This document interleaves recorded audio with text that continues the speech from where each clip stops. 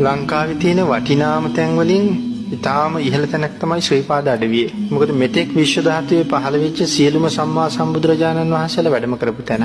එතකොට කල්ප විනාශයෙන් පස්සේ මේ කල්පයේදී පහළ වෙච්ච බුදුරජාණන් වහන්සේලා සිව් නමයි. කකුසඳ, කොණාගම, ආශ්‍යප, ගෞතම කියන සම්මා සම්බුදුරජාණන් වහන්සේලා. උන්වහන්සේලා සිව් නමම ඔතෙන්ට වැඩම කළා.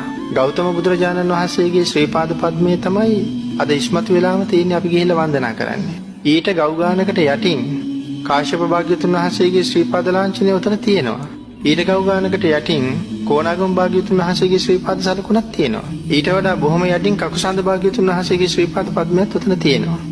අනිත් එක තමයි ශ්‍රී පාදය කියලා කියන්නේ හරියට ලංකාවේ කේන්ද්‍රස්ථානය කියලා කිව්වොත් මං හිතනවා වැරදි නෑ කියලා. යම් කෙනෙක් මහා සමුද්‍රය හරහා ලංකාවට ළඟා වෙනවා නම් හතර පැත්තෙන් කොයි පැත්තට ආවත් මහා මුහුදට ශ්‍රී පාදේ පේනවා. ලංකාවෙත් බොහෝ ප්‍රදේශවලට ශ්‍රී පාදේ පේනවා. උදේ පාන්දරට සැලකිල්ලෙන් බැලුවොත් දකින්න පුළුවන්. ගම්පහ ප්‍රදේශයේ ඉඳලා බැලුවත් උදේ පාන්දරට ශ්‍රී පාදේ පේනවා. ඉතින් ලංකාව වටේම කොහෙන් බැලුවත් ශ්‍රී පාදේ බොහොම දුර වුණාට ඈතින් පේනවා. රටටම දිස් වෙනවා කියලා කියන්නේ ඒක රටේ කේන්ද්‍රස්ථානයේ වගේ. ලංකාවේ මහා ගංගා නෑ. ඒ වුණාට ලංකාවේ ප්‍රධාන ගංගා හතරක් තියෙනවා. මහවැලි, කැලණි, කළු, වලවි.